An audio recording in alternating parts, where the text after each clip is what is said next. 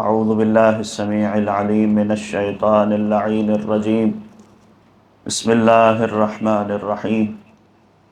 الحمد لله الذي هدانا لهذا وما كنا لنهتدي لولا أن هدانا الله.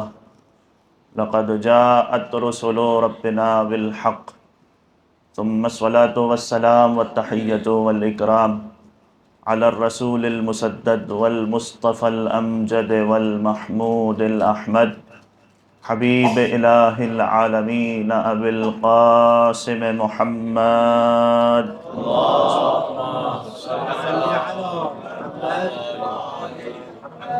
وعلى أهل بيته الطيبين الطاهرين المعصومين المظلومين لا سيما على بقية الله في الأرضين وحجته على العالمين.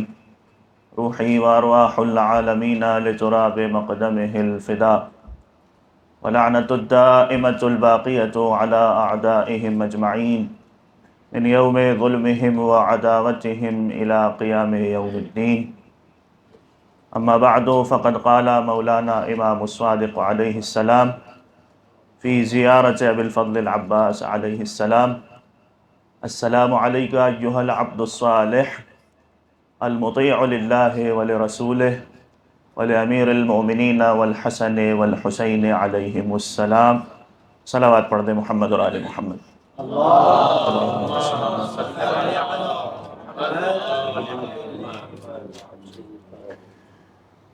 مجلس اعزا مولا ابو الفضل عباس علیہ السلام سے منسوب ہے. اختتام مجلس میں چونکہ مولا عباس کا ہی ذکر کرنا ہے، چنانچہ مناسب سمجھا کہ مولا عباس ہی کے کچھ فضائل و مناقب کا بھی تذکرہ ہو جائے. مولا عباس کے مختلف القابات ہیں جو تاریخ میں نقل ہوئے ہیں، اور خود مولا عباس کے نام کے حوالے سے بھی یہ کہا جاتا ہے کہ یہ شعر کے ناموں میں سے ایک نام ہے. اور علماء ادب نے اس لفظ پر خود بھی گفتگو کی ہے کہ کلام عرب میں معنی شعر کے لیے بہت سارے الفاظ ہیں جو استعمال کیے جاتے ہیں. مولا عباس کے والد محترم امیر المؤمنین علی ابن ابی طالب علیہ السلام کا بھی جو ایک نام ہے حیدر بھی شعر کے الفاظ میں سے ایک لفظ شمار کیا جاتا ہے. اسی طرح اس معنی کے لیے کبھی لفظ اسد استعمال ہوتا ہے، کبھی لفظ لیس استعمال ہوتا ہے، سبع بھی کہا جاتا ہے، قسورہ بھی ایک لفظ ہے جو استعمال ہوا ہے، غضنفر یہ بھی ایک لفظ ہے، زرغام. یہ سارے الفاظ وہ ہیں کہ جو عرب میں معنی شعر کے لیے استعمال ہوتے ہیں. اور بعض اہل علم نے پوری کتابیں لکھی ہیں کہ یہ جو مختلف اسماء کلام عرب میں شعر کے لیے استعمال ہوتے ہیں تو اس میں کیا فرق ہے. شعر کی مختلف صفات، اس کی کیفیات کے حوالے سے یہ اسماء وضع کیے گئے ہیں. مثلا زرغام کے لیے یہ کہا جاتا ہے کہ جب شعر اپنی کچھار سے باہر آ رہا ہو تو اس وقت اسے زرغام کہا جاتا ہے. غضنفر کا معنی یہ بیان کیا گیا کہ جب وہ چنگھاڑے بلند آواز سے للکارے تو اس وقت اسے زرغام کہا جاتا یا غضنفر کہا جاتا. اسی طرح قسورہ کا لفظ جو قرآن میں بھی استعمال ہوا ہے، فرت من قسورہ، یہ آیت قرآنی ہے، تو کہا گیا کہ قسورہ سے مراد یہ ہے کہ جب وہ اپنے شکار پر پنجے گاڑ کر اسے کھانا چاہتا ہے، اسے دبوچنا چاہتا ہے، اس وقت اسے قسورہ کہا جاتا. اور پھر حیدر کے لیے جو معنی استعمال ہوا کہ حیدر کس شعر کو کہا جاتا ہے، حسن الحیہ، یعنی جو خوبصورت شکل کا ہو اور اس کے چہرے سے ہیبت اور وقار ٹپکتی ہو، ایسے شعر کو حیدر کہا جاتا ہے. لیکن عباس کا معنی کیا ہے؟ خصائص العباسیہ نامی ایک کتاب ہے، ابراہیم کلباسی نے لکھی ہے، اور اس میں انہوں نے عباس کا یہ معنی ذکر کیا کہ عباس اس شعر کو کہتے ہیں کہ الاسد الذی یہرب منہ الاسود، وہ شعر کے جسے دیکھ کر میدان سے تمام شعر بھی بھاگ جائیں، اسے عباس کہا جاتا ہے. ابو الفضل عباس کے لفظ کا معنی ہے کہ عباس ایک عام شعر نہیں ہے جو دوسرے شعروں پر بھی حاوی ہو جائے، غالب آ جائے، اسے عباس کہا جاتا ہے. القاب آپ سب جانتے ہیں کہ مشہور القابات میں باب الحوائج کا لقب بھی ہے کہ حاجتوں کے پوری ہونے کا دروازہ ہے، اور آپ سب جانتے ہیں کہ دنیا بھر سے مومنین آتے ہیں۔ آپ نے بھی اکثر یہ مشاہدہ کیا ہوگا، ہم نے تو یقیناً یہ دیکھا ہے کہ جب بھی کوئی خاص دن ہوتا ہے، مثلا شب جمعہ ہوتی ہے یا کوئی ولادت شہادت یا جشن کا موقع ہوتا ہے اور انسان کربلا معلیٰ زیارت کے لیے جاتا ہے، تو کبھی کبھار ایسا محسوس ہوتا ہے کہ امام حسین علیہ السلام سے زیادہ لوگ مولا عباس کے حرم میں موجود ہیں۔ وہاں ازدحام اور رش زیادہ نظر آتا ہے ذریعہ مطہر کے نزدیک، تو لوگ اپنی حاجتیں پوری کروانے کے لیے مولا ابوالفضل العباس سے توسل کرتے ہیں، اور یہ مجرب ہے، ظاہر ہے کہ ہر ایک نے محسوس کیا ہے کہ یہاں سے جو حاجت مانگی جائے وہ رد نہیں ہوتی ہے۔ بلکہ علماء کرام تو یہ جملہ بھی کہتے ہیں، اور یقیناً آپ نے بھی یہ جملہ سنا ہوا ہے، کہ ساری دنیا کے لیے مشکل کشا ہیں اہل بیت۔ مشکل کشا کائنات کا لقب ہے امیر المومنین علیہ السلام کا۔ جب دنیا میں کسی انسان کو مشکل ہوتی ہے تو اہل بیت سے توسل کرتا ہے، اور جب خود اہل البیت کو مشکل ہوتی ہے تو وہ ابوالفضل العباس سے توسل کرتے ہیں۔ اور یہ قصہ بھی آپ نے یقیناً سنا ہوا ہے کہ ایک شاعر اہل بیت نے مولا ابوالفضل العباس کی مدح میں قصیدہ لکھنا شروع کیا کہ الیوم ابو الفضل استجار بہ الہدیٰ۔ عاشور کا روز وہ روز تھا کہ جس دن قمر بنی ہاشم کی پناہ میں آفتاب ہدایت یعنی امام حسین علیہ السلام بھی چلے گئے تھے۔ مولا حسین نے بھی قمر بنی ہاشم کی پناہ اختیار کر لی تھی۔ تو اب یہ مصرع لکھنے کے بعد اسے احساس ہوا اس شاعر کو کہ اس میں مولا عباس کی مدح و ثنا تو ہو رہی ہے، لیکن کہیں ایسا نہ ہو کہ شان امامت میں گستاخی ہو جائے۔ یہ کیسے ممکن ہے کہ ایک امام معصوم کسی غیر کی پناہ میں چلا جائے، اسے کسی اور کی پناہ کی ضرورت پیش آ جائے؟ لہذا اس نے آگے اس منقبت کو لکھنا چھوڑ دیا۔ رات آئی، جب بستر پر سر رکھ کے سویا لیٹا تو خواب کے عالم میں آقا حسین کی زیارت نصیب ہوئی۔ مولا حسین تشریف لائے اور اپنے اس چاہنے والے سے کہا کہ آخر کیا بات ہے کہ تم نے عباس کی ثنا کرتے کرتے چھوڑ دی، منقبت کو مکمل نہیں کیا، آگے اشعار نہیں لکھے؟ تو کہا کہ مولا مجھے ایسا محسوس ہوا کہ اس میں آپ کی شان میں تنقیص ہو رہی ہے، شان امامت میں کہیں گستاخی نہ ہو جائے، اس لیے میں نے آگے اشعار لکھنا بند کر دیے۔ تو اس وقت حسین نے اپنے اس چاہنے والے سے کہا کہ جو کچھ تو نے لکھا تھا وہ بالکل حقیقت تھا، روز عاشور ایسا ہی تھا کہ حسین بھی ابوالفضل العباس کی پناہ میں چلے گئے تھے۔ تو یہ مولا عباس کا مقام ہے کہ کس قدر لوگ ان سے توسل کرتے ہیں۔ اہل البیت بھی جب مشکل کا وقت آتا ہے تو اہل البیت بھی مولا عباس کی پناہ کو اختیار کرتے ہیں۔ اسی طرح مختلف القاب میں ہمیں قمر بنی ہاشم نظر آتا ہے، اور یہ خود بھی ایک بہت بڑی فضیلت کی بات ہے۔ بنی ہاشم میں کون کون سی ہستیاں ہیں؟ اگر آپ غور کیجئے تو رسول اکرم صلی اللہ علیہ وآلہ وسلم جیسے خاتم النبیین موجود ہیں، مولا امیر المومنین علیہ السلام خود موجود ہیں، امام حسین سید الشہداء جیسی ہستی موجود ہے۔ اس کے باوجود ان تمام بنی ہاشم میں اگر کسی کو چاند کا لقب ملا ہے تو وہ ابوالفضل العباس۔ قمر بنی ہاشم، ان ہستیوں کے درمیان چاند کہلوانا یہ کوئی معمولی بات نہیں ہے۔ ابو القربہ، قربہ کہا جاتا ہے مشق کو، کہ جو مشق کو تھامنے والا ہو، مشق سکینہ آپ نے ہمیشہ دیکھا ہے ہمارے عزا خانوں میں، حسینیات میں، جہاں جہاں مولا ابوالفضل العباس کا علم ہے وہاں ساتھ ساتھ وہ مشق سکینہ بھی موجود ہے، جو جناب سکینہ کی یادگار ہے۔ ابو القربہ، سکینہ کی مشق کو تھامنے والا۔ اسی طریقے سے ایک اور لقب جو بہت زیادہ معروف بھی ہے اور سب سے زیادہ معتبر اور مستند بھی ہے اس اعتبار سے کہ یہ وہ لقب ہے کہ جو چھٹے امام نے مولا ابوالفضل العباس کے زیارت نامے میں استعمال کیا، اور وہ ہے عبد صالح۔ السلام علیکہ ایہا العبد الصالح، جو ابو حمزہ صومالی کے ذریعے سے زیارت نامہ ہم تک پہنچا، مفاتیح الجنان میں بھی موجود ہے، دیگر کتب میں بھی موجود ہے۔ جب چھٹا امام اپنے اس چچا کو سلام کرتا ہے تو کیا کہتا ہے؟ میرا سلام ہو خدا کے اس بندے پر جو پاک اور پاکیزہ تھا، صالح بندہ تھا۔ عبد صالح کا لقب چھٹے امام نے مولا عباس کو دیا۔ اب اس میں دو الفاظ ہیں، عبد اور صالح۔ عبد یعنی خدا کا بندہ، اور ظاہر ہے کہ یہ عبادت سے نکلا ہے، عبودیت سے نکلا ہے، وہ بندہ جو خدا کی عبادت کرتا ہو۔ پروردگار نے انسانوں کو خلق ہی اس لیے کیا ہے کہ وہ اللہ کی عبادت کریں۔ تو کیا یہاں اس سے مراد یہ ہے کہ وہ شخص جو اللہ کی عبادت کرتا ہو، وہ شخص جو نمازیں پڑھتا ہو، جو روزے رکھتا ہو، جو خدا کا ذکر کرتا ہو، تسبیح پروردگار بجا لاتا ہو؟ ظاہر ہے کہ پروردگار جب کسی کو خود عبد کہہ کر مخاطب کرتا ہے تو اس سے یہ عام بندہ مراد نہیں ہوتا۔ ایک ایسا شخص، ایک ایسا عبادت گزار جو زندگی کے ہر لمحے میں عبادت میں مصروف رہتا ہو، جس کی زندگی کا کوئی لمحہ عبادت اور اطاعت سے خالی نہ ہو، جو معرفت کے ساتھ عبادت کرنے والا ہو، جو بصیرت کے ساتھ خدا کی عبادت کرنے والا ہو، جو خلوص نیت کے ساتھ اپنی پیشانی کو خدا کی بارگاہ میں سجدہ ریز کر دینے والا ہو، پروردگار ایسے بندے کو عبد کا لقب دیتا ہے۔ اس لیے کہ اگر آپ قرآن مجید میں بھی دیکھیں تو قرآن مجید میں پروردگار متعال نے انبیاء کرام علیہم السلام کو اس لقب سے خطاب کیا ہے۔ متعدد انبیاء کرام کے لیے لفظ عبد استعمال کیا، اگرچہ کہ وہ نبی ہیں، نبوت کے منصب اور عہدے پر فائز ہیں، رسول ہیں۔ ان میں سے بعض انبیاء تو ایسے ہیں کہ جو اولو العزم انبیاء کہلاتے ہیں، اس کے باوجود جب قرآن میں پروردگار ان بندوں کا ذکر کرتا ہے تو لفظ عبد سے خطاب کرتا ہے۔ حضرت نوح علیہ السلام کے لیے قرآن میں جو تعبیر استعمال ہوئی، انہو کانا عبدا شکورا، بے شک حضرت نوح علیہ السلام ہمارے شکر گزار بندے تھے۔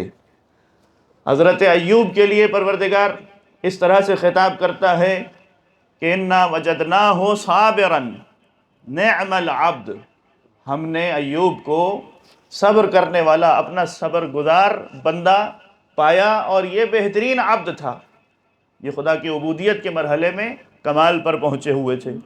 حضرت سلیمان کے لیے بھی اسی قسم کی تعبیر آئی، نعم العبد انہو اواب، بے شک سلیمان پروردگار کے بہترین بندے تھے اور بہت زیادہ توبہ کرنے والے۔ اواب آپ سب جانتے ہیں صیغہ مبالغہ ہے، توبہ کرنے والا، بار بار خدا کی بارگاہ میں رجوع کرنے والے بندے تھے۔ حضرت سلیمان کے لیے تعبیر استعمال ہوئی۔ حضرت داؤد کے لیے پروردگار قرآن میں کہتا ہے کہ وَاذْكُرْ عَبْدَنَا داؤد، ہمارے بندے کا ذکر کرو جو داؤد تھے۔ ابراہیم و اسحاق و یعقوب کے لیے پروردگار تعبیر استعمال کرتا ہے وَاذْكُرْ عِبَادَنَا ابراہیم و اسحاق و یعقوب، ہمارے بندوں کو یاد کرو۔ اب یہ اس کا مطلب ہے کہ پروردگار چاہتا ہے، پروردگار کو پسند ہے کہ اپنے مقرب اور خاص الخاص بندوں کو لفظ عبد سے خطاب کرے۔ ابراہیم میرے بندے تھے، ان کو یاد کرو۔ اسحاق میرے بندے تھے، وہ عبودیت کی اعلیٰ معراج پر پہنچے ہوئے تھے، ان کو یاد کرو، ان کا تذکرہ کرو۔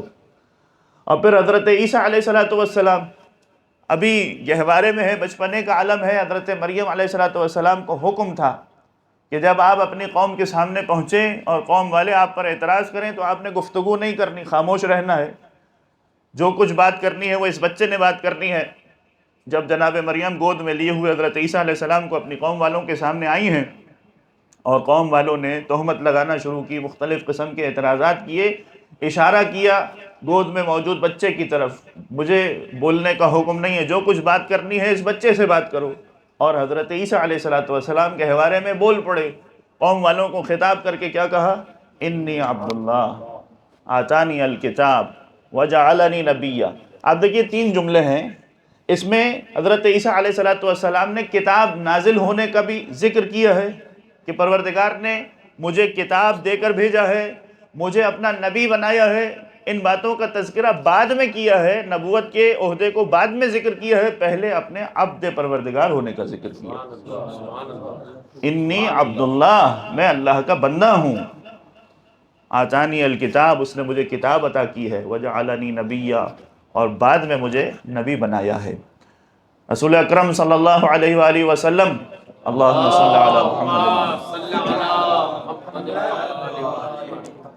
پروردگار اپنے اس محبوب ترین نبی کو جب اپنے پاس معراج کے سفر پر دعوت دیتا ہے، اپنے پاس بلاتا ہے، تو کس لقب سے خطاب کرتا ہے؟ سبحان الذی اسری بعبدہ لیلا من المسجد الحرام الی المسجد الاقصی۔ پروردگار کہہ سکتا تھا اسری بنبیہ، اسری برسولہ، نبی کہہ کر کے بھی خطاب کر سکتا تھا، رسول کا لقب بھی دیا جا سکتا تھا، اپنے حبیب کا نام بھی استعمال کر سکتا تھا، لیکن کہا نہیں، بے نبی یہی، جب سب سے قربت والا مقام ہے کہ قاب قوسین او ادنی، اتنا نزدیک پہنچے کہ 2 کمانوں یا اس سے بھی کم کا فاصلہ رہ گیا، اتنی قربت کی منزل پر جب اپنے حبیب کو پروردگار بلاتا ہے اور دعوت دیتا ہے تو انہیں جس لقب سے خطاب کرتا ہے وہ ہے یہ میرا بندہ ہے۔ پاک اور پاکیزہ ہے وہ پروردگار جو اپنے بندے کو لے گیا ایک ہی رات میں اور مختلف مقامات کا سفر کروایا۔ جب ہم تشہد میں، نماز کے تشہد میں گواہی دیتے ہیں تو وہاں بھی پیغمبر کی نبوت اور رسالت کی گواہی بعد میں دیتے ہیں، ان کے عبد پروردگار ہونے کی گواہی پہلے دیتے ہیں۔ اشہد ان محمدن عبدہ ورسولہ، بے شک میں گواہی دیتا ہوں کہ محمد اللہ کے بندے ہیں، یعنی بندگی پروردگار، عبودیت کی منزل پر اگر کوئی ہو تو یہ انسان کی تنقیص نہیں ہے، یہ انسان کے منصب کو کم نہیں کرتا، یہ انسان کے منصب کو بڑھاتا ہے۔ یہ فضیلت اور شرف کا باعث ہے کہ کوئی انسان پروردگار کا عبد کہلائے، عبودیت کی منزل پر آ جائے۔ تو اب آپ نے محسوس کیا کہ قرآن مجید میں جہاں پروردگار نے نوح کے لیے عبد کا لفظ استعمال کیا، داؤد و سلیمان، ابراہیم و اسحاق کے لیے عبودیت کی منزل کو بیان کیا، حضرت عیسیٰ علیہ السلام شرف سمجھتے ہیں کہ اپنے لیے کہتے ہیں انی عبداللہ۔ پیغمبر کو جب پروردگار معراج کے سفر پر بلاتا ہے تو کہتا ہے کہ پاک ہے وہ پروردگار جو اپنے بندے کو معراج کے سفر پر لے گیا۔ جہاں اتنے بڑے بڑے اور عظیم انبیاء کو پروردگار عبد کہہ کر کے مخاطب کرتا ہے، چھٹا امام خود مولا ابو الفضل العباس کو جب سلام کرتے ہوئے کہتا ہے تو کہتا ہے کہ السلام علیکہ ایہا العبد الصالح، میرا سلام اس بندے پر کہ جو پروردگار کا صالح بندہ تھا۔ جو لقب پروردگار انبیاء کرام کو دے رہا ہے وہی چھٹا امام مولا ابو الفضل العباس کو دے رہا ہے۔ یہ عبودیت کی منزل ہو گئی۔ اور اب آئیے جو دوسرا لفظ ہے عبد صالح، صالح کسے کہتے ہیں؟ قرآن مجید میں ایک سورہ ہے، سورہ مبارکہ تحریم، اس میں پروردگار نے ازواج رسول کی مذمت فرمائی ہے، سرزنش اور تنبیہ کی ہے۔ انہوں نے خطا کی، پیغمبر کے راز کو فاش کر دیا اور اس وجہ سے پیغمبر کو اذیت ہوئی، لہذا انہیں تنبیہ کرتے ہوئے قرآن کہتا ہے ان تتوبا الی اللہ، اے پیغمبر کی بیویوں، اے ازواج رسول، تمہیں چاہیے کہ تم اللہ کی بارگاہ میں توبہ کرو، اپنے گناہ کی مغفرت طلب کرو، رجوع کرو خدا کی بارگاہ میں، تم سے خطا ہوئی ہے، تم سے غلطی ہوئی ہے۔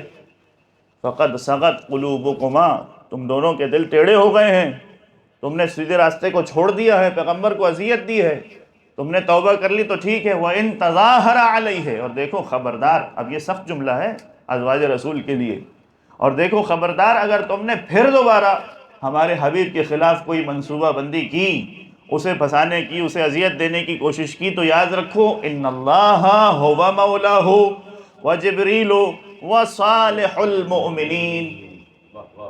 تو اب یہ پیغمبر تم اسے تنہا مت سمجھنا کہ اس کا کوئی مددگار نہیں ہے، اس کی کوئی نصرت اور حمایت کرنے والا، اس کی تائید کرنے والا کوئی نہیں ہے، بے شک اللہ ہی ہے کہ جو اس حبیب کا نصرت کرنے والا، اور جبرائیل بھی ہے جو میرے اس حبیب کی حمایت کرنے والا ہے، اور کچھ صالح مومنین ہیں، کچھ ایسے بندے ہیں جو اللہ کے صالح اور پاک اور پاکیزہ بندے ہیں، وہ بھی میرے حبیب کی نصرت کرنے والے اور اس کی مدد کرنے والے ہیں۔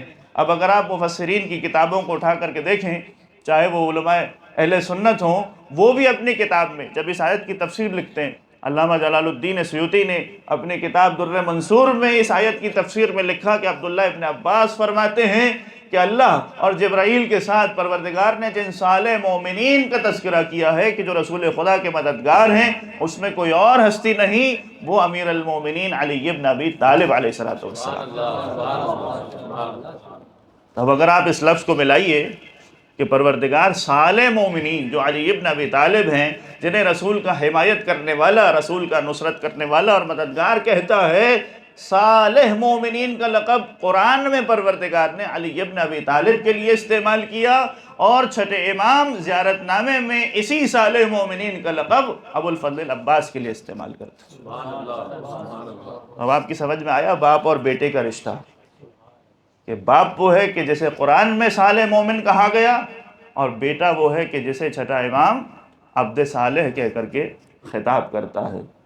تو اس کا مطلب یہ ہے کہ یہ وہ عبودیت ہے، یہ وہ منصب ہے، یہ وہ شرف اور فضیلت ہے جو ابو الفضل العباس نے اپنے بابا سے وراثت میں حاصل کی ہے، میراث میں پائی۔ اور عبد صالح کی تشریح خود چھٹے امام نے اگلے الفاظ اور اگلے جملوں میں بھی فرمائی ہے، السلام علیکہ ایہا العبد الصالح، میرا سلام ہو اللہ کے پاک اور پاکیزہ بندے پر۔ یہ کون ہوتا ہے عبد صالح؟ المطیع للہ ولرسولہ ولامیر المؤمنین والحسن والحسین علیہم السلام۔ یہ اس لیے عبد صالح ہے، یہ اللہ کا پاک اور پاکیزہ بندہ ہے کیونکہ اس نے اللہ کی بھی اطاعت کی، اس نے اللہ کے رسول کی بھی اطاعت کی، یہ امام حسن اور امام حسین کے بھی مطیع تھے، مولا امیر المومنین علیہ السلام کے بھی اطاعت گزار تھے۔ مولا ابوالفضل عباس کی ولادت کا سن ہے سن 26 ہجری، علماء کا اتفاق ہے اس پر، تاریخ میں اختلاف ہے، بعض 4 شعبان کہتے ہیں، ہمارے ہندوستان و پاکستان میں 7 رجب بھی منائی جاتی ہے، لیکن بہرحال 26 ہجری پر سب کا اتفاق ہے، اس لیے کہ خود جب شہادت ہوئی ہے مولا ابوالفضل عباس کی اور چھٹے امام اپنے اس چچا کو یاد کرتے ہیں تو کہتے ہیں قتل وَلَهُ 34 سنہ، جب مولا عباس کی شہادت ہوئی تو اس وقت ان کا سن مبارک 34 برس کا تھا۔ 34 برس واقع کربلا 61 ہجری میں ہوا، اگر آپ اس کو مائنس کر دیجئے، منہا کر دیجئے تو 26 ہجری کا سن بنتا ہے جس میں مولا عباس کی ولادت ہوئی ہے۔ تو اس کا مطلب یہ ہے کہ جب مولا عباس دنیا میں آ رہے ہیں، توجہ ہے صاحبان ایمان، صلوات پڑھیے محمد اور آل محمد۔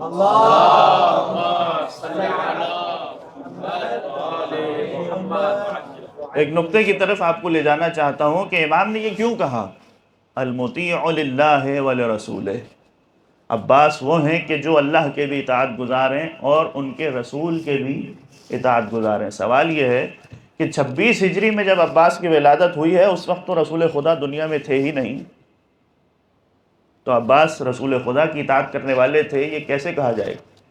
ظاہری زندگی میں عملی طور پر تو ہمیں اطاعت کا کوئی نمونہ نظر نہیں آیا، تو پھر آخر چھٹے امام یہ کیوں کہہ رہے ہیں کہ عباس وہ ہیں کہ جو اللہ کے رسول کے بھی مطیع ہیں، اطاعت گزار ہیں؟ در حقیقت چھٹے امام یہ بتانا چاہتے ہیں کہ کربلا کے میدان میں عباس نے وقت کے امام اور حجت خدا حسین ابن علی کی اطاعت کر کے یہ بتا دیا کہ جو اپنے وقت کے امام کا مطیع ہوتا ہے وہ اللہ کے رسول کی بھی اطاعت کرنے والا ہوتا ہے، وہ اللہ کا بھی اطاعت گزار ہوتا ہے۔ حسن اور حسین کی اطاعت کرنے والے، مولا امیر المومنین کی اطاعت کرنے والے، اور پھر آگے چل کر امام اپنے اس چچا کو اس طرح سے خطاب کرتے ہیں اشہد لک بالتسلیم والتصدیق والوفاء والنصیحت لخلف النبی المرسل، جسے نبی مرسل خلیفہ کے طور پر امام حسین علیہ السلام کو اپنے پیچھے خلیفہ کے طور پر چھوڑ کر گئے تھے، بے شک میں گواہی دیتا ہوں۔ یہ معمولی جملے نہیں ہیں، ایک معصوم امام کسی کے لیے جملے کہے، 4 صفات استعمال کی، میں گواہی دیتا ہوں اے عباس آپ کے لیے کہ آپ تسلیم کی منزل پر تھے۔ اپنے امام کے سامنے جو خلیفہ رسول ہے، اس حجت خدا کو رسول خدا اپنے پیچھے چھوڑ کر کے گئے ہیں، آپ ان کے سامنے تسلیم کی منزل پر تھے، سراپا تسلیم، دل میں کسی قسم کا کوئی شک نہیں تھا، تصدیق کے مرحلے پر تھے، آپ کو کسی قسم کا کوئی شک اور ریب نہیں تھا۔ اسی طرح وفا اور نصیحت، یعنی مکمل وفاداری کا پیکر تھے، مکمل خلوص کے ساتھ آپ نے اپنے امام کی اطاعت کی اور ان کے قدموں پر اپنی جان کو نچھاور کر دیا۔ تسلیم اور تصدیق کا مرحلہ کیسے آتا ہے؟ یہ بغیر معرفت اور بغیر علم کے ذریعے نہیں ہوتا ہے۔ جب تک انسان کو معرفت نہ ہو، جب تک انسان میں مکمل بصیرت نہ ہو، چھٹے امام مولا عباس کے لیے ہی یہ جملہ استعمال کرتے ہیں کان عمنا العباس نافذ البصیرت وصلب الایمان، ہمارے چچا صاحب بصیرت تھے، مکمل بصیرت رکھنے والے تھے، وصلب الایمان، اور ایمان کے پختہ درجے پر موجود تھے، درجہ ایمان میں بھی اعلیٰ درجے پر تھے، اور کامل البصیرت تھے، صاحب بصیرت تھے، معرفت اور علم کے معراج پر موجود تھے۔ لہذا جب تک انسان میں علم نہ ہو، جب تک انسان میں معرفت مکمل نہ ہو، اس وقت تک انسان تسلیم کی منزل پر نہیں آتا۔ اور مولا عباس کیوں نہ ہو کہ علم کے اعلیٰ ترین مرتبے پر ہوں؟ اس لیے کہ میں نے تاریخ میں ایک جملہ پڑھا ہے، صاحب اسرار الشہادات فاضل دربندی نے اپنے کتاب میں اس جملے کو لکھا ہے کہ مولا عباس کے علم کے حوالے سے یہ جملہ ارشاد فرماتے ہیں کہ کان العباس زق العلم زقا زقا، عباس کو علم اس طرح سے بھرایا گیا ہے۔ یہ جملے آپ کو امام حسین کے لیے بھی نظر آئیں گے، یہی جملے آپ کو مولا علی علیہ السلام کے لیے بھی نظر آئیں گے، لیکن یہ جملے فاضل دربندی استعمال کرتے ہیں مولا عباس کے لیے۔ اس طرح سے عباس کو علم بھرایا گیا ہے کہ جیسے پرندہ اپنے بچے کو دانہ بھراتا ہے۔ سبحان اللہ، سبحان اللہ۔ پرندوں کو آپ نے دیکھا ہے کبھی کس طرح سے وہ اپنے بچوں کو دانہ بھراتا ہے؟ وہ کبھی کھیت میں جاتا ہے، کبھی کسی درخت پر جاتا ہے، کبھی کسی پھول پر جاتا ہے، کبھی کسی پھل کے پاس جاتا ہے، جو کچھ غذا کے لیے وہ خود استعمال کرتا ہے، حاصل کرتا ہے، وہی بعین ہی غذا اپنے بچے کو لا کر منہ میں بھراتا ہے۔ اب اس کا مطلب کیا ہے کہ جو کچھ علم رسول خدا کے پاس ہے، جو کچھ علم مولا علی کے پاس ہے، جو کچھ علم امام حسین علیہ السلام کے پاس ہے، بعین ہی وہی علم مولا ابوالفضل العباس کے پاس ہے۔ سبحان اللہ سبحان اللہ۔ تاریخ میں آپ نے یہ جملے پڑھے نا کہ جب امام حسین علیہ السلام کی ولادت ہوئی ہے تو رسول خدا تشریف لاتے تھے، اپنے نواسے کو گود میں لیتے تھے اور اپنی زبان اپنے اس نواسے کے منہ میں دیتے تھے۔ امام حسین علیہ السلام رسول کی زبان کو چوستے تھے اور سیراب ہو جایا کرتے تھے، انہیں غذا کی ضرورت محسوس نہیں ہوتی تھی۔ جس طرح سے رسول خدا نے اپنے نواسے حسین ابن علی کو اپنی زبان چسا کر غذا عطا کی ہے، انہیں سیراب کیا ہے، اسی طرح سے مولا عباس کے بارے میں ملتا ہے کہ مولا علی علیہ السلام اپنے اس بیٹے ابوالفضل العباس کو اپنی زبان چسایا کرتے تھے، سبحان اللہ سبحان اللہ۔ لعاب دہن منتقل ہوتا تھا۔ اچھا اب کوئی کہے کہ بھائی حسین میں عباس میں اس جہت سے تو یقیناً فرق ہے کہ حسین حجت خدا ہیں، امام معصوم ہیں، علم لدنی کے مالک ہیں، پروردگار کی جانب سے انہیں براہ راست علم عطا کیا گیا ہے۔ مولا عباس یقیناً امام معصوم تو نہیں ہیں، حجت خدا تو نہیں ہیں، علم لدنی کے مالک تو نہیں ہیں، تو پھر کیسے آپ حسین کو عباس کے ساتھ قیاس کر سکتے ہیں؟ یہ جو میں نے جملہ استعمال کیا کہ جس طرح رسول خدا حسین کو اپنا لعاب دہن چسایا کرتے تھے، اسی طرح سے مولا علی نے اپنی زبان عباس کے منہ میں دی ہے، لعاب دہن منتقل کیا ہے۔ تو کیا لعاب دہن منتقل کرنے سے کوئی اثر نہیں ہوتا؟ یہ تو پھر بھی عباس کی شخصیت ہے۔ میں ایک مثال دیتا ہوں آپ کو، ایک مرتبہ صلوات پڑھیں محمد اور آل محمد۔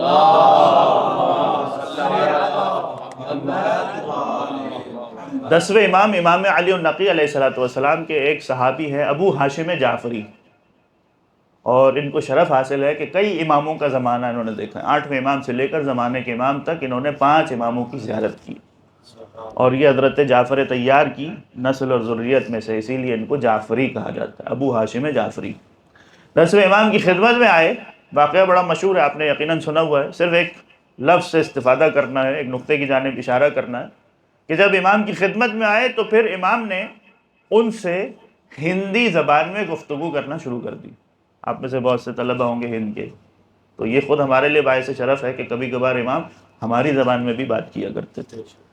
تو ہندی زبان میں گفتگو کرنا شروع، اب وہ تو عربی سے واقف ہیں، ہندی تو ان کو نہیں آتی، لہذا بہت دیر تک سر جھکائے ہوئے ایسے ہی سنتے رہے، سمجھ کچھ بھی نہیں آ رہا۔ اب امام نے محسوس کیا کہ ان کو کچھ بھی سمجھ نہیں آ رہا اور شرمندگی کے آثار چہرے پر نمایاں ہیں۔ مولا نے کہا کہ ایسا کرو، یہ جو قریب پڑا ہوا پتھر ہے نا، کنکر، یہ اٹھا کر کے لے کر آؤ۔ سبحان اللہ سبحان اللہ۔ ابو ہاشم جعفری وہ پتھر اٹھا کر کے لے آئے۔ مولا نے وہ پتھر اپنے ہاتھ میں لیا اور کچھ دیر کے لیے اپنے منہ میں رکھ لیا۔ منہ میں رکھنے کے بعد اسے چوسنا شروع کیا، لعاب دہن منتقل ہوا اس پتھر میں۔ اس کے بعد وہ پتھر امام نے نکالا اور ابو ہاشم جعفری کو کہا کہ اب یہ پتھر تم اپنے منہ میں رکھ لو۔ سبحان اللہ سبحان اللہ، واہ واہ۔ جیسے ہی ابو ہاشم جعفری نے وہ پتھر اپنے منہ میں رکھا، وہ کہتا ہے کہ خدا کی قسم ایسا اثر ہوا، مجھے محسوس ہوا کہ میں اسی وقت دنیا کی 73 زبانوں سے واقف ہو چکا تھا، ہر زبان مجھے سمجھ میں آ رہی تھی۔ سبحان اللہ سبحان اللہ سبحان اللہ۔ تو اب آپ نے محسوس کیا کہ یہاں پر امام معصوم کے لعاب اور ابو ہاشم جعفری کے درمیان ایک پتھر کا واسطہ ہے، ایک کنکر درمیان میں موجود ہے۔ امام نے براہ راست اپنا لعاب دہن ابو ہاشم جعفری کی زبان میں منتقل نہیں کیا، بیچ میں پتھر کا واسطہ ہے، اس کے ذریعے سے لعاب امام ابو ہاشم جعفری کے دہن مبارک میں منتقل ہوا۔ تو یہ اثر ہے کہ انسان 73 زبانوں سے واقف ہو گیا ہے، اب جسے خود علی نے اپنی زبان براہ راست چسائی ہو سبحان اللہ سبحان اللہ تو اس کے علم کا مقام کیا ہوگا؟ سبحان اللہ۔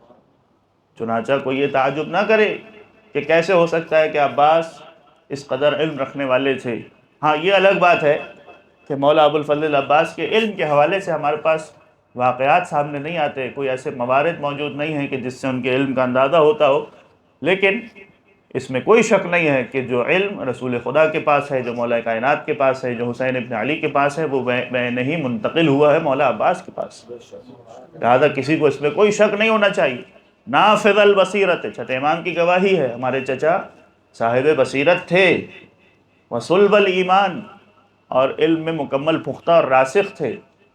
ایک عالم دین کو اعتراض ہوا اور سمجھنے میں کوتاہی ہوئی، خطا ہو گئی، اور اپنے درس میں کہنے لگے کہ مولا عباس کی شجاعت، ان کی بہادری کے قصے تو مشہور ہے، اس میں کسی کو کوئی شک نہیں ہے، مولا عباس بہت جری تھے، بہت بہادر تھے۔ اچھا، ایک ایسا جملہ جو میں نے کل ہی پڑھا، علامہ طالب جوہری علی اللہ مقامہ کی مجلس میں دیکھ رہا تھا، انہوں نے ایک ایسا جملہ پڑھا جو میرے لیے بھی نیا تھا۔ مولا عباس کی شجاعت اور بہادری کے حوالے سے وہ نقل کرتے ہوئے کہتے ہیں کہ جب امام حسن مجتبیٰ علیہ السلام کا حاکم شام کے ساتھ آمنا سامنا ہوا ہے، ٹکراؤ ہوا ہے، صلح تو بعد میں ہوئی ہے، ابتدا میں جنگ کے لیے لشکر گیا ہے، جب مولا حسن حاکم شام کا مقابلہ کرنے کے لیے شام کے نزدیک پہنچے ہیں اور لشکر معاویہ کے نزدیک پہنچے ہیں، تو امام ایک گھوڑے پر سوار تھے، کچھ دیر کے لیے استراحت کرنے وہ اپنے خیمے میں گئے، تو پیچھے سے لشکر معاویہ میں سے کسی نے امام حسن علیہ السلام کے گھوڑے کو چرا لیا، کہیں بندھا ہوا تھا گھوڑا، رسی کو کھولا اور وہاں سے لے کر چلا گیا، اور امام نے اس پر کوئی توجہ نہیں دی، لہذا امام اس شخص کے لیے کوئی اقدام نہیں کرتے۔ اب وہ گھوڑا چوری ہو گیا، امام کا گھوڑا لے کر کے چلا گیا۔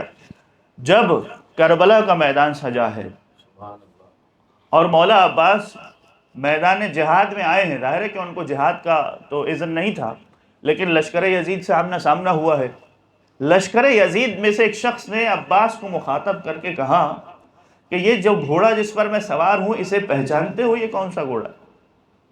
عباس نے کہا میں اچھی طرح جانتا ہوں یہ گھوڑا کون سا ہے، یہ وہی گھوڑا ہے کہ جو حسن مجتبیٰ سے تم نے چرایا تھا اور اس کی رسی کھول کے تم چرا کر کے لے کر گئے تھے۔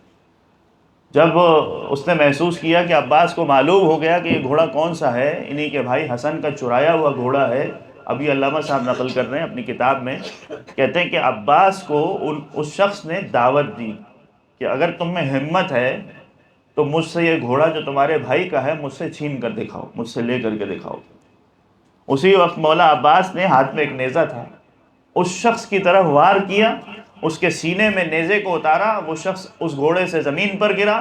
مولا عباس نے اس گھوڑے کی لگام کو پکڑا اور یہ کہتے ہوئے لشکر یزید سے چلے کہ جو چیز ہم سے چھین لی جاتی ہے ہم اسی طرح سے اپنی چیز کو دوبارہ حاصل کر لیا کرتے ہیں۔ سبحان اللہ، سبحان اللہ۔ یہ ایک نیا قصہ تھا جو میں نے چاہا کہ آپ تک پہنچ جائے۔ بہرحال تو وہ عالم دین، اس روایت کو مکمل کر دوں، یہ علامہ ذیشان درجوادی صاحب نے اپنی کتاب میں لکھا کہ ایک عالم دین کو شک ہوا کہ نہیں معلوم مولا عباس کا علم کس مقام اور مرتبے پر ہے، تو کہنے لگے کہ ان کی شجاعت اور بہادری کے قصے تو مشہور ہیں، لیکن ان کا علم اس قدر نہیں تھا۔ بس یہ کہہ کہ وہ اپنے درس سے واپس گئے اور رات کو خواب کے عالم میں مولا عباس کو دیکھا کہ وہ تشریف لائے اور کہا کہ ایک مسئلہ ہے، اس کا جواب دو۔ اس شیخ سے کہا یہ فقہی مسئلہ ہے حکم شریعت کا، بتاؤ کہ اس کا جواب کیا ہے۔ اب اس عالم دین کو اس کا جواب نہیں آتا تھا، شرمندگی سے اپنے سر کو جھکا کے کہنے لگے کہ اے مولا مجھے اس مسئلے کا جواب نہیں آتا۔ تو اب مولا عباس نے خواب کے عالم میں اس عالم دین کو تنبیہ کی، سرزنش کی کہ اے شخص، اگر تمہیں خود حکم شریعت معلوم نہیں ہے اور خود تم دین کے علم سے آگاہ نہیں ہو، جبکہ تم تک جو کچھ علم پہنچا ہے وہ کئی سالوں کے بعد مختلف راویوں کے سلسلے سے ہو کر تم تک پہنچا ہے، اور نہیں معلوم ہے کہ اس میں سے کون سا راوی صحیح ہے، کون سا راوی ضعیف ہے، کون سا جعلی حدیثیں بیان کر رہا ہے، ان تمام علوم کو حاصل کرنے کے بعد بھی تم اپنے علم پر فخر کرتے ہو، اپنے آپ کو عالم دین کہتے ہو، اور میرے بارے میں تم شک کرتے ہو کہ نہیں معلوم عباس کا علم کیسا تھا۔ تمہیں نہیں معلوم کہ میں وہ ہوں کہ جسے خود امیر المومنین علیہ السلام نے علم سکھایا۔ سبحان اللہ، سبحان اللہ۔ میں نے علم اپنے بابا سے حاصل کیا، پھر بھی تمہیں شک ہوتا ہے کہ عباس کا علم کس مقام اور مرتبے پر تھا۔ تو بس عزیزوں، یہ ہے وہ صفات جو مولا ابو الفضل عباس میں پائی جاتی ہیں، اور چھٹے امام نے زیارت نامے میں ان صفات کا ذکر کیا، لیکن اس میں سب سے افضل ترین صفت وہی ہے جو ابتدائی کلام میں امام نے ذکر کی، اشہد لک بالتسلیم والتصدیق، تسلیم اور تصدیق کی منزل، اپنے امام کے سامنے سراپا تسلیم ہو جائیں۔ اور یہ مرحلہ کربلا کے میدان میں بار بار آیا ہے۔ بس دو مثالیں دے دوں چھوٹی سی جلدی جلدی۔ جب 3 یا 4 محرم کو عمر سعد کی طرف سے یہ حکم آیا کہ خیام حسینی کو فرات کے کنارے سے ہٹا دیا جائے، اب عباس موجود ہے نا، لشکر حسینی کا انتظام عباس کے ہاتھ میں ہے. میں خدا کو گواہ کر کے کہہ رہا ہوں، دنیا کی کوئی طاقت ایسی نہیں تھی کہ جو عباس کو مجبور کرتی کہ وہ خیام کو فرات کے کنارے سے ہٹا دے. دنیا کی کسی بھی چیز میں طاقت نہیں تھی کہ عباس کو مجبور. کون سی چیز ہے کہ جس کی بنا پر عباس نے اپنے ہاتھ سے فرات کے کنارے سے خیام کو ہٹا دیا؟ اس لیے کہ حکم امام آ گیا. جب حسین نے کہہ دیا اے عباس خیموں کو فرات کے کنارے سے ہٹا دو، بس تسلیم. جب امام کا حکم آ گیا تو اب کوئی آگے سے سوال نہیں ہے، کوئی اعتراض نہیں ہے. وہی عباس ہیں، اپنے ہاتھوں سے فرات سے خیموں کو ہٹا دیا. دوسرا مرحلہ، آپ جانتے ہیں کہ انصار حسینی میں ہر ایک کو جنگ لڑنے کی اجازت دی گئی ہے، تلوار چلانے کی اجازت ملی ہے. حبیب نے اپنے دل کی حسرت کو پورا کیا، امام حسین علیہ السلام کی نصرت کرتے ہوئے تلوار چلائی، جنگ لڑی. زہیر ابن قین ہے، مسلم ابن اوسجا ہے، ہر صحابی کو اجازت ملی. اور اجازت نہیں ملی ہے تو مولا عباس کو، جبکہ مولا عباس وہ ہیں کہ جسے مولا علی نے اپنی دعاؤں میں طلب کیا ہے اور بار بار یہ کہتے جاتے تھے کہ میں ایک ایسا بیٹا چاہتا ہوں جو کربلا میں میرے بیٹے حسین ابن علی کی کام آئے اور ان کی مدد اور نصرت کرے. زہیر ابن قین نے شب عاشور اس بات کی طرف اشارہ بھی کیا، آپ نے وہ روایت یقیناً سنی ہوگی. اور اس کے باوجود ہر صحابی کو جنگ کرنے کی اجازت ملی ہے، عباس کو اجازت نہیں. عباس سے فقط اتنا کہا ہے کہ اگر تم جانا ہی چاہتے ہو تو بچوں کے لیے پانی کا انتظام کرو، ہے کہ نہیں؟ آپ سوچئے ساری زندگی عباس 34 برس کے عباس ہیں، اور اس وقت جوانی کا عالم ہے نا، آپ خود بھی جوانی سے گزرے، بہت سے ایسے ہیں جو اس وقت بھی جوانی میں انسان میں جوش ہوتا ہے. خود جو بہادر ہو، جو شجاع اور پہلوان ہو، جو مرد میدان ہو، جس کو پتہ ہے میری زندگی کا ہدف ہی یہ ہے کہ مجھے حسین کی مدد اور نصرت کر کے تلوار چلانی ہے، ان کا دفاع کرنا ہے، اور اسی سے کہا جائے کہ تمہیں تلوار چلانے کی اجازت نہیں، جانا ہے تو جاؤ، پانی بھر کے لے کر کے آؤ. عباس یہ کر سکتے تھے نا کہ مشق سکینہ کو اپنے ساتھ رکھ لیتے، پہلے جاتے، دشمنوں سے لڑتے، جہاد کرتے، تلوار چلاتے، سب کو تہہ تیغ کر لیتے، اور فرات کے کنارے جا کے مشق سکینہ بھر کے لے آتے. امام سے کہتے مولا آپ نے پانی لانے کا کہا تھا نا، یہ پانی لے آیا. نہیں، امام نے جنگ کرنے سے منع کیا ہے. کچھ بھی ہو جائے اب عباس حکم امام کی مخالفت نہیں کریں گے. دل کی حسرت دل میں رہ گئی، لیکن اس کے باوجود حکم امام کی مخالفت نہیں، سراپا تسلیم. اگر جنگ کرتے، تلوار چلاتے تو پھر عباس نہیں رہ جاتے. یہ جو باب الحوائج کا لقب مولا عباس کو ملا ہے، شاید پروردگار کی طرف سے یہ آتا اسی لیے ہے کہ اے عباس تم نے اپنے دل کی حسرت کو میری حجت کے سامنے قربان کر دیا، تم نے اپنے دل کی حاجت کو پورا ہونے سے روک دیا، اب پروردگار تجھے باب الحوائج بنا دے گا. اگر کسی اور کے دل کی کوئی تمنا ہے، کوئی حاجت ہے، تو وہ اب تیرے دروازے سے پوری ہو، کوئی تیرے دروازے سے خالی ہاتھ نہیں جائے گا. بس عزیزوں، مولا عباس کا ذکر کرنا ہے، باب الحوائج بھی ہیں اور حسین کے لشکر کے علمدار بھی ہیں. جب اکبر کا لاشا آ گیا، جب قاسم پامال ہو گئے اور وہ محمد اپنے ماموں پر قربان ہو گئے، عباس آتے ہیں اپنے آقا کی خدمت میں، ہاتھوں کو جوڑ کر کھڑے ہو گئے.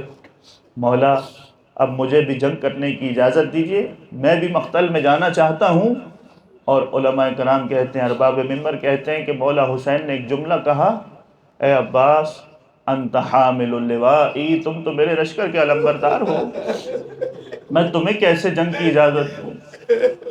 اور اس موقع پر عباس نے نظر یمیناً و شمالا، دائیں اور بائیں جانب دیکھ کر کہا مولا وہ لشکر ہی کہاں رہا جس کا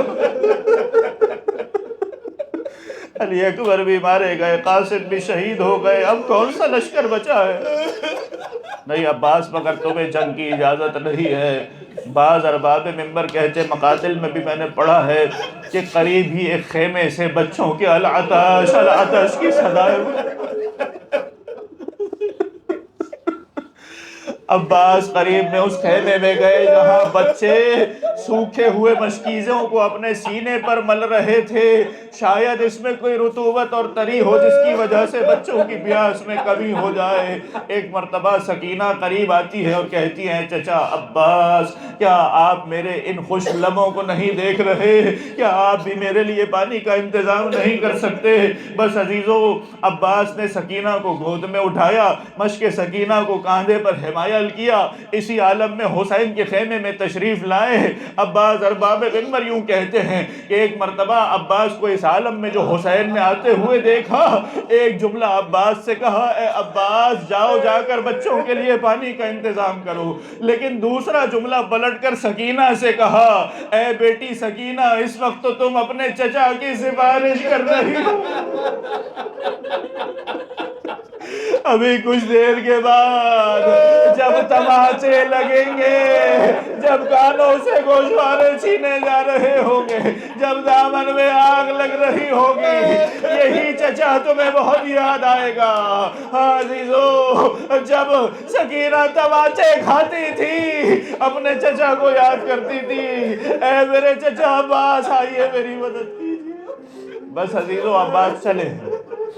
अब जंग नहीं पढ़नी, आप सब जानते हैं कि अब्बास को जंग की इजाज़त नहीं है। एक नेज़ा फ़कत हाथ में है। इस नेज़े को लिए हुए फ़ुरात के किनारे पहुँचे जहाँ 4000 का दस्ता मौजूद है, हिफाजत पर मामूर है, कोई फ़ुरात में ना आने पाए, कोई पानी लेकर ख़ियाम हुसैनी तक ना जाने पाए। अब्बास तन्हा उस नेज़े की मदद से 4000 के लश्कर को हटाते हैं, फ़ुरात के पानी में उतरते हैं, मश्क सकीना को भरा है, चिल्लू में पानी को लिया है। जैसे ही चेहरे के नज़दीक आया, हुसैन की प्यास याद आ गई। अब्बास की गैरत गवारा नहीं करती, अभी मेरा आका प्यासा है, अभी हुसैन के बच्चे प्यासे हैं, अब्बास पानी नहीं पी सकते। पानी को दोबारा फ़ुरात की जानिब फेंक दिया, घोड़े के रुख को मोड़ा, ख़याम हुसैनी की तरफ दौड़ना शुरू किया। अजीज़ों, अब्बास की फ़कत एक आरज़ू है, किसी तरह ये पानी ख़याम हुसैनी में पहुँच जाए। सकीना से वादा करके आया हूँ, ये पानी पहुँचाना है। चारों तरफ से लश्कर यजीदी ने घेर लिया। अब कहीं से तीर आ रहे हैं, कहीं से नेज़े बरस रहे हैं, कोई तलवार मारता है। बहुत से खजूर के दरख्त मौजूद थे। मलूनों ने खजूर के दरख्तों के पीछे छुपकर अब्बास पर वार करना शुरू किया। एक मलून जिसका नाम ज़ैद इब्न वर्का बयान किया जाता है, खजूर के दरख्त के पीछे से छुपकर दाएं जानिब से अब्बास पर वार किया। अब्बास का दायां बाजू कलम हो गया, बेइख्तियार ज़बान से निकला, वल्लाहि इन क़तअतुम यमीनी इन्नी उहामी अबदन अन दीनी। अगर तुमने अब्बास का दायां बाजू कलम कर दिया तो क्या हुआ, मैं खून के आखिरी कतरे तक दीन की हिफाजत करता रहूंगा। मश्क अलम को अपने बाएं बाजू से थामा, बाएं तरफ से किसी मलून ने हमला किया, अब्बास का बायां बाजू भी कलम हो गया। अब भी अब्बास की आरज़ू ये है, किसी तरह मश्क सकीना को बचाना है। दांतों की मदद से मश्क सकीना की हिफाजत करते जा रहे हैं, अपने आप को मश्क पर गिरा दिया, इस अंदाज से तेजी से दौड़ते हुए जा रहे हैं। एक तीर मश्क सकीना में आकर अब्बास की आरज़ू टूट गई, मश्क सकीना से पानी बहना शुरू हुआ। अजीजों, अब्बास की आंख में एक तीर पेवस्त हुआ। ये जुमला सुनना आसान है, खुदा की कसम अगर हमारी आंख में कचरा भी चला जाए उस वक्त तक सुकून नहीं आता जब तक उस कचरे को ना निकाल लिया जाए। अब्बास की आंख में तीर पेवस्त है, अपने सर को झुकाया, घुटनों की मदद से तीर निकालना चाहते हैं। किसी मलून ने आगे बढ़कर सर पर गुर्ज का वार किया। अब्बास अपने घोड़े पर न संभल सके, जमीन करबला की जानिब आए।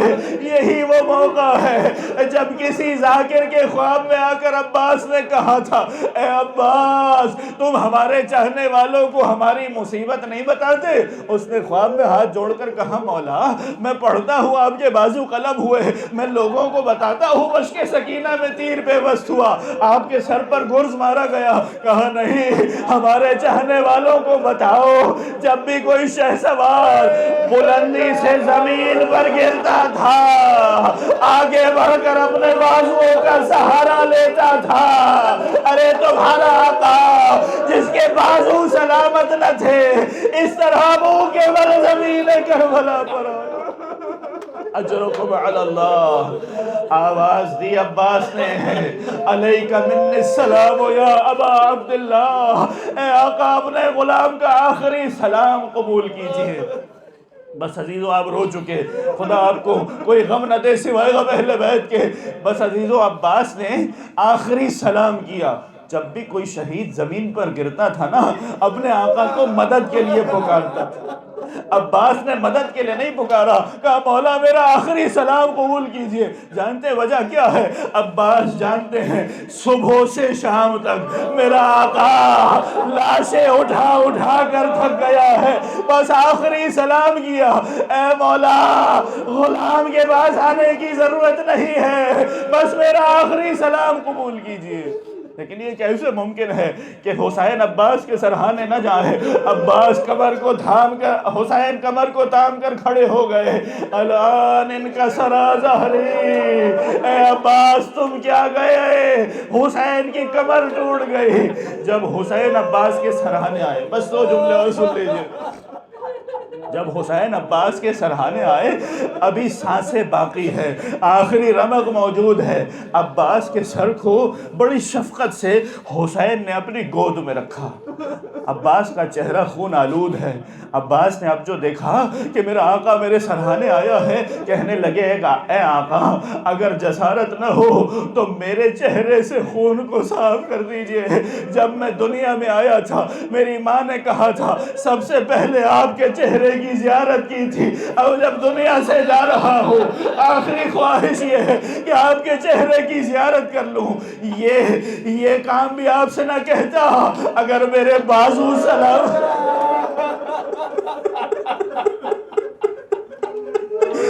بس ہوا کے دامن سے حسین نے خون کو صاف کیا۔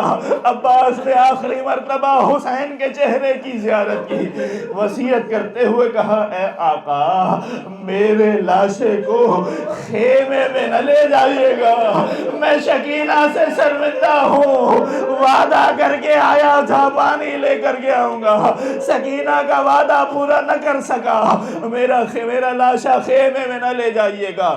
بس عزیزو آخری جملہ سنیے، عباس کی آنکھوں سے آنسو جاری ہوئے، حسین نے محسوس کیا عباس رو رہے ہیں۔ حسین نے کہا اے عباس آخر کیا وجہ ہے، اس وقت کیوں رو رہے ہو؟ عباس نے رو کر کہا مولا اس وقت تو آپ نے بڑی شفقت سے میرے سر کو اپنی گود میں لے لیا ہے، میں یہ سوچ کر رو رہا ہوں جب آپ زمین کربلا پر گریں گے تو کون ہوگا جو آپ کے سر کو اپنی گود میں لے گا؟